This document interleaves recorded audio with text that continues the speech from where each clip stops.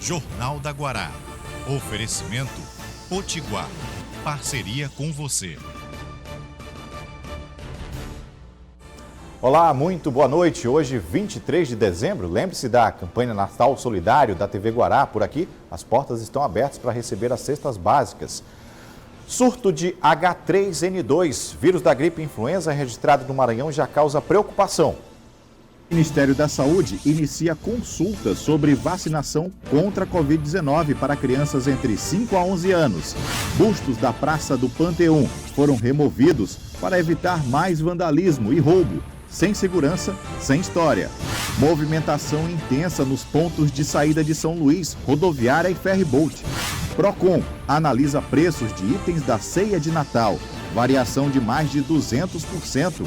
E ainda, a movimentação do comércio na reta final para as festas de Natal. Tudo isso e muito mais agora, no Jornal da Guará.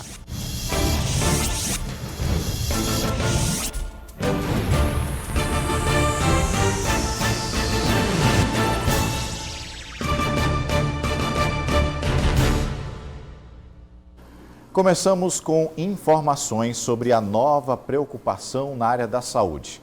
Já exibimos aqui a situação de algumas unidades de saúde do Maranhão sobre o surto quase que generalizado do vírus da gripe H3N2.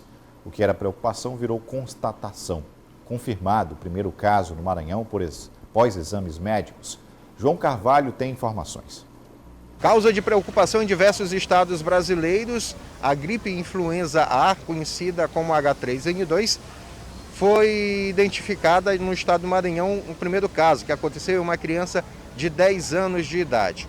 O caso foi registrado em um hospital particular, aqui mesmo de São Luís, onde a criança deu entrada apresentando quadro de febre, tosse e obstrução nasal.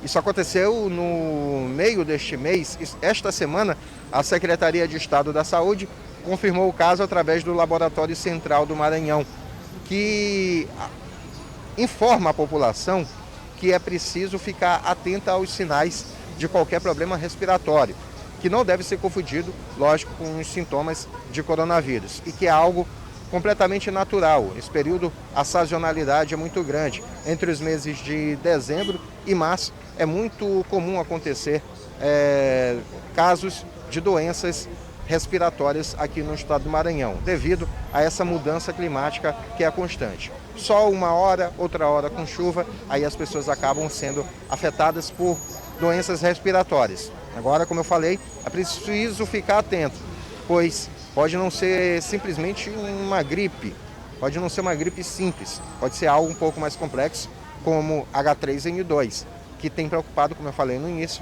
muitos estados da federação. João Carvalho, de volta aos estudos. Sobre esta situação, procuramos as informações de fontes oficiais. Há uma grande preocupação com o vírus da gripe, que se confunde aí com sintomas do coronavírus, gripe e resfriado. Vamos ouvir o que diz a Secretaria de Estado da Saúde e também um médico infectologista. Veja. Ontem, a Secretaria de Saúde do Estado divulgou o primeiro caso de H3N2 no estado do Maranhão. É um paciente menor que foi atendido em uma unidade de saúde privada e ele já teve alta por cura. A equipe da epidemiologia ela fez o acompanhamento e monitoramento desse caso junto à unidade hospitalar e fez todo o acompanhamento através também do laboratório central, na qual a gente mandou a amostra para a unidade de referência, o Laboratório de Referência Nacional, que é o Evandro Chagas, para análise e mapeamento genético. A gente deve ressaltar que é um período sazonal. Então, desde novembro, se iniciou esse período chuvoso no estado do Maranhão e, consequentemente, é um período onde há o aumento de casos de pacientes com síndromes gripais. Então, essas pessoas que apresentam sintomas como tosse, febre, coriza, elas deverão ser atendidas por uma unidade de saúde de referência do seu município e, quando apresentam sinais de agravamento, elas deverão comparecer a uma unidade hospitalar, também de referência do seu município. Bom, olá. O influenza é um vírus respiratório de distribuição sazonal, ou seja, a sua distribuição ao longo dos anos ela é de forma irregular e, portanto, ele é mais prevalente em alguns meses do ano, em especial nos períodos chuvosos ou de temperatura mais fria ou mais amena. O influenza é o agente etiológico da gripe clássica, que pode ser caracterizada desde sintomas respiratórios leves, como uma coriza, dor de garganta, espirros, cefaleia, no caso dor de cabeça e dor no corpo, até formas mais graves que envolvem febre alta, dificuldade respiratória e necessidade de internação para suporte de oxigênio. O influenza é um vírus que causa doença em qualquer faixa etária e em qualquer indivíduo, quer seja com defesa diminuída, quer seja o indivíduo que é considerado imunocompetente, que não apresenta problemas no seu sistema de defesa. Olha, e o Ministério da Saúde comunicou que abriu hoje uma consulta pública que vai coletar manifestações da sociedade civil sobre a vacinação contra a Covid-19 em crianças com idade de 5 a 11 anos. A vacina da Pfizer para essa faixa etária foi autorizada recentemente pela Agência Nacional de Vigilância Sanitária, Anvisa. A consulta pública fica aberta até o dia 2 de janeiro do ano que vem, 2022. As contribuições devem ser enviadas por meio do endereço eletrônico. É o www.gov.br/saúde/pt-br. No site do Ministério da Saúde estão disponíveis os documentos sobre essa consulta pública. A decisão sobre a autorização por parte do Ministério da Saúde sobre a vacinação de crianças vai ser apresentada no dia 5 de janeiro. Segundo o ministro, a autorização da Anvisa não é decisão suficiente para viabilizar a vacinação para esse grupo. Outra informação sobre o coronavírus é de que foi aprovado o uso do comprimido da empresa Pfizer contra a Covid-19. Esta autorização aconteceu nos Estados Unidos. A medicação pode ser usada para casos moderados da Covid-19 em adultos e crianças menores aí de 12 anos, pelo menos com 40 quilos de peso, cuja saúde os coloque em perigo de se hospitalizar. O comprimido do laboratório Pfizer é o primeiro tratamento oral contra a Covid-19 que os norte-americanos poderão tomar em casa e pode vir a se tornar uma ferramenta contra a pandemia, no momento em que os casos aumentaram com a variante da Omicron. Nada ainda foi noticiado se as autoridades brasileiras vão adotar essa medicação e realizar testes. Nós vamos seguir agora para o intervalo. Na volta temos os assuntos da política aqui no Jornal da Guará e eu volto já. Voltamos e com um alerta de vandalismo com a história maranhense. Impressionantemente, investimentos foram depositados na Praça do Panteão. E a resposta da sociedade foi de roubo, depredação e total descaso com a história. Por isso, os bustos que tiveram que ser recolhidos. O maranhense pensou que tão cedo não veria essa cena, mas ela pode ser vista agora mesmo. A Praça do Panteão, que fica no Complexo Deodoro, está mais uma vez sem os bustos de nomes importantes da cultura do estado. As colunas que sustentam as esculturas já estão quase todas desocupadas. Ficaram 5, entre elas as de Josué Montelo e Bandeira Tribuzzi, que não devem demorar muito no local. Por mais estranha que seja a cena, ela tem uma explicação. Segundo o Instituto Municipal de Paisagem Urbana, o INPUR, o material foi recolhido para manutenção devido ao desgaste pela ação do tempo e de vândalos que comprometeram a estrutura e para evitar a depredação do patrimônio no local. O órgão destaca que nenhum dos bustos foi furtado. Diz ainda que fará a colocação dos novos bustos adquiridos na gestão anterior e que ainda não haviam sido instalados. Entre todos estes pontos, chama atenção o que fala sobre a depredação que viria sendo feita.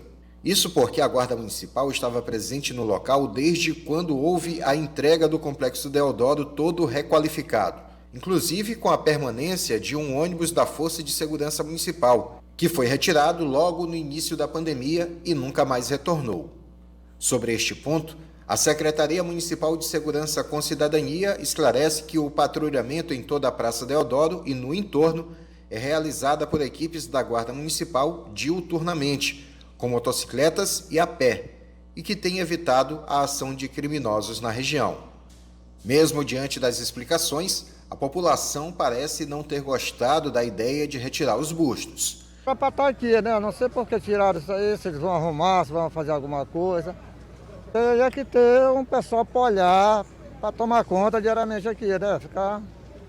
Não era para se ter tirado, não. Infelizmente, é uma vergonha para nosso estado, que é um estado de poetas, que é um estado de homens ilustres, de homens inteligentes, como José Sarney, como Ferreira Goulart, como Bandeira Tribuzio, como Maria Firmina Ferreira e como muitos outros, inclusive o último que foi diretor daquela casa aqui da Rua das Hortas, que era meu amigo, que se chamava José Montelo, que chegou a ser até presidente da Academia Brasileira.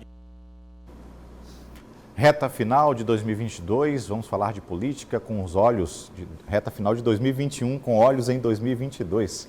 Marcos Saldanha, muito boa noite. Em primeiro lugar, antes de tudo, justificar aqui a ausência do Marcos, a gente mencionou a sua premiação nos 200 anos da imprensa maranhense, você como uma das personalidades homenageadas, a gente fica orgulhoso, porque é parte da nossa equipe aqui e a gente dá os parabéns aqui ao vivo para que todo mundo possa também reconhecer esse mérito. Parabéns, Saldanha. É uma honra, sem dúvida, né? Sobretudo numa época que a gente vive, né? Em que o jornalismo é um ato de resistência, né? Fazer jornalismo, né? Os meios de comunicação em crise, né?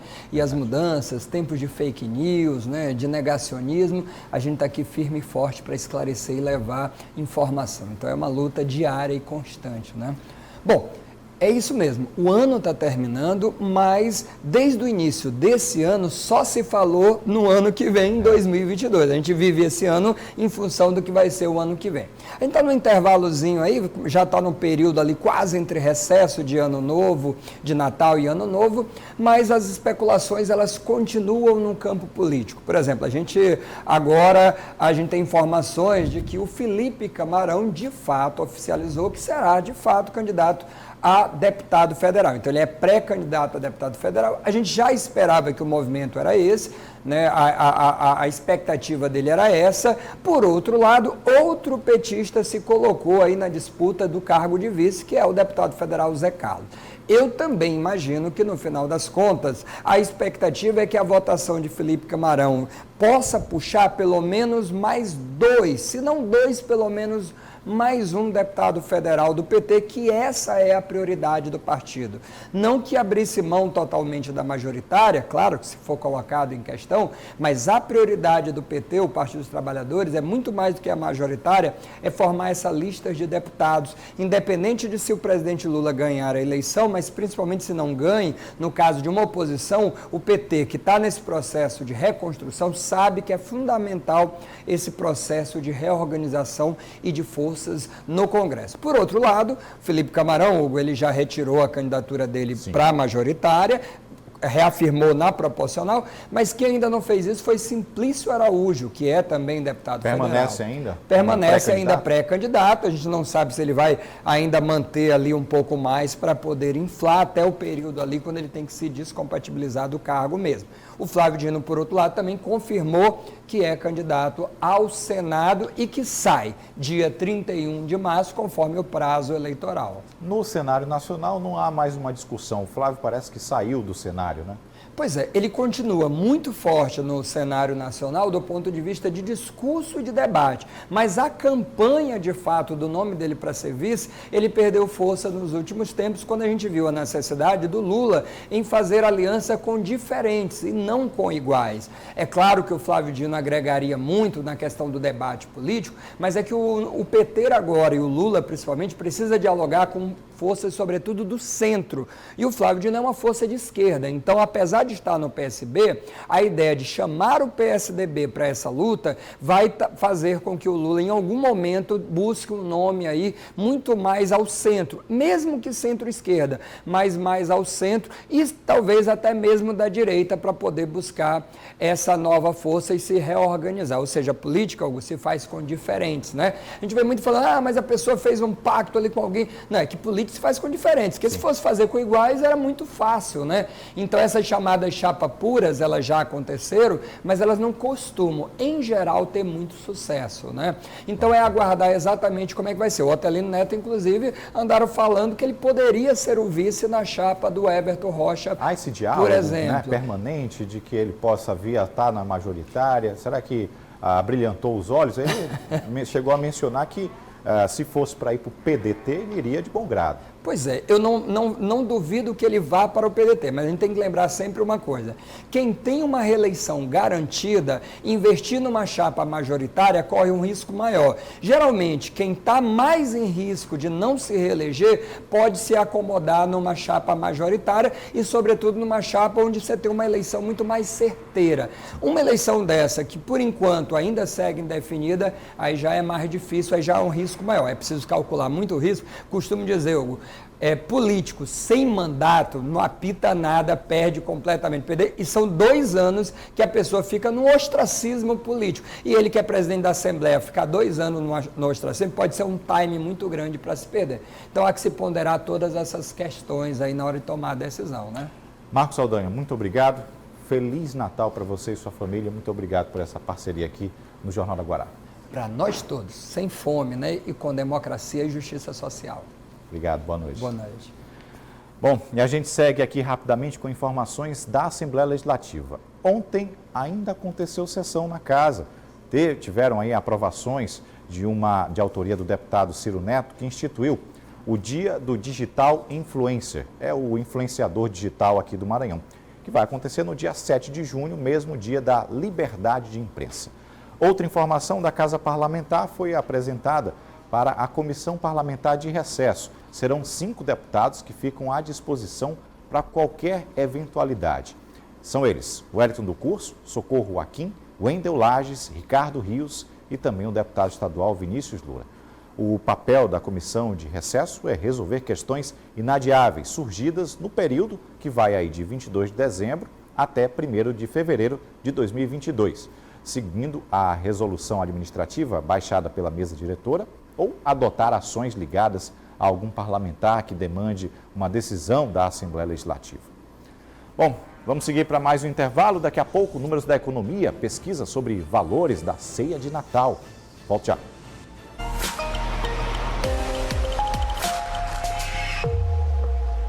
A previsão para a madrugada de amanhã é que a partir das 4h04 a baixa-mar estará medindo 0,9 centímetros. Às 10h07 a pré-mar estará com 5 metros. Às 16h18 a baixa-mar estará medindo 1,3 metros. E às 22h16 a pré-mar estará com 5,3 metros. Agora vamos mostrar um pouco das movimentações em pontos de entrada e saída de São Luís. O fluxo de passageiros tende a aumentar no ferryboat e isso requer planejamento. E por parte das empresas, também na rodoviária da capital, com mais ônibus para atender a demanda. Proximidade do feriado de Natal é sempre assim. Movimentação alta no terminal da Ponta da Espera. Boa parte das pessoas segue em viagem para o oeste maranhense, a maioria indo para a Baixada. O Elson veio de Santa Helena a trabalho e vai passar o Natal por aqui. O senhor está vindo de que cidade? Estou vindo da cidade de Santa Helena. Santa Helena? O Natal vai ser em São Luís. Aqui em São Luís? E voltar para o trabalho de novo. Mas já vai ficar logo direto aqui? Não. Só passar o Natal e voltar na segunda. Na rodoviária, o vai e vem também era intenso. Bastava um ônibus chegar ao terminal para que a fila de passageiros fosse logo formada. A administradora do terminal rodoviário de São Luís tem expectativa de aumento em torno de 25% no período das festas de Natal e Réveillon. O percentual se mantém abaixo da média do número praticado antes da pandemia. Mesmo assim, as empresas de viagem que atendem no terminal de São Luís estão disponibilizando ônibus extras para atender a demanda, tanto para viagens intermunicipais quanto interestaduais. É que o fluxo de passageiros entre Natal e Ano Novo aumenta considerável e gradualmente. É o caso deste ônibus que segue para a região leste do estado. O Nequim está indo para Caxias encontrar a família. Final do ano é um momento que você tem que estar com sua família, né, para pensar no como vai ser o próximo ano, que seja um ano mais abençoado, né? Até mesmo porque nos últimos 2 anos estamos vivendo na pandemia, né, um momento muito delicado. A Kátia vai para o Piauí encontrar um irmão. É por lá que vão ser as festas de final de ano. Pro Ano Novo. Pro Ano Novo. Natal e Ano Novo. Encontrar quem lá? Meu irmão, que eu não vejo há uns 4 anos. A filha da Kátia era só empolgação. Sabe qual a primeira coisa que ela quer fazer quando chegar ao destino? Dá um abraço enorme na minha tia, no meu tio e na minha priminha Rosa. Isso é muito bom, né? Vamos de economia agora. Pesquisa do Índice Nacional de Preços ao Consumidor Amplo, o IPCA 15, apontando o encarecimento de produtos da cesta de consumo, os vilões, gasolina e energia elétrica. Veja aí os comentários de Wagner Matos, nosso comentarista de economia. Boa noite, Hugo. Boa noite a todos. Hoje foi divulgado o Índice de Preço ao Consumidor Amplo 15, que é considerado uma prévia da inflação. A leitura foi feita no período do dia 15 do mês de novembro até o dia 15 de dezembro. O registro ficou com uma alta de 0,78% em dezembro, sendo que veio inferior das expectativas do mercado. E no mês anterior, em novembro, apresentou um resultado de 1,17%. E agora o IPCA 15, no acumulado do ano, representa uma alta de 10,42%, o maior acumulado do ano desde 2015. Dos 9 grupos pesquisados de produtos e serviços, 7 apresentaram alta. Os maiores impactos vieram do grupo de transporte, influenciada pelas altas dos combustíveis, seguido do grupo de habitação, pela alta da energia elétrica e do botijão de gás. O grupo de alimentação e bebidas também foi influenciado pela alta dos preços das commodities e pela influência do câmbio, pela alta do dólar. Também tivemos a divulgação do Índice de Evolução do Emprego, que é o nosso CAGED, o Cadastro Geral de Empregados e Desempregados. No mês de novembro foram criadas mais de 324 mil vagas. Já no acumulado do ano, apresenta um registro de mais de 3 milhões de vagas de carteiras assinadas em 2021. E agora quero desejar um Feliz Natal ao nosso amigo Hugo Reis e para toda a equipe da TV Guará. Um grande abraço a todos e até mais. Obrigado, Wagner. A você também e a sua família. Ainda falando em números, vamos mostrar a variação de preços de produtos que compõem a ceia de Natal no Maranhão. Uma pesquisa realizada pelo Procon aqui do estado. Os produtos foram azeites, carnes congeladas, panetones, grãos, frutas, farofas, conservas, cereal e bebidas. A maior variação foi encontrada no preço da fruta pêssego nacional, que um estabelecimento situado na estrada de Ribamar custa R$ 7,99. E em outro situado no bairro da Coama, custa R$ 29,90. Uma diferença de exatos 283,83%. A pesquisa completa você confere no site do Procon, onde vários itens foram comparados. E amanhã, dia 24, véspera de Natal, é uma data muito esperada para celebrar entre familiares, amigos, e a movimentação está grande nos centros comerciais e nos shoppings. Muita gente atrás dos presentes ou lembrancinhas de Natal. Amanhã já é véspera de Natal. Muita gente deixa para comprar os presentes na última hora. E com a vacina, a movimentação para as festas de fim de ano é bem maior comparado com 2020. E nas lojas tem presente para todos os bolsos e todos os gostos. Os últimos 4 dias sempre é uma loucura, o shopping, uma bagunça gostosa, né? E a gente adora essa movimentação, é muito gostoso, esse clima natalino, as pessoas comprando, tendo bastante confraternizações. A gente tem várias opções aqui de presentes na Ilha da Prata, peças a partir de R$ 29,90. Então, assim, final de ano sai muita coisa para presente. E é isso, e as expectativas são as melhores, né? Em termos de relevância, os itens de vestuários e acessórios continuam liderando a intenção de compra pelos entrevistados, com 61,2%. A segunda escolha da lista de presentes foram os brinquedos, com 52,7%, seguidos dos itens de perfumaria e cosméticos. Marcando 22,3% da intenção de compra pelo consumidor, outros acessórios como sapatos, carteiras, cintos e bolsas fecham a lista dos queridinhos para este fim de ano com 16,9%. Itens de vestuários e acessórios subiram pouco na pesquisa de Natal, apenas 0,6 pontos percentuais. Os brinquedos, entretanto, assumiram uma posição de maior destaque, numa alta de 18,9 pontos percentuais em comparação com os dados de 2019. Os preços estão bem acessíveis, né? Comparado ao ano passado, esse ano está bem mais em conta. E os presentes já finalizei, esses aqui são os últimos. As expectativas são boas, né?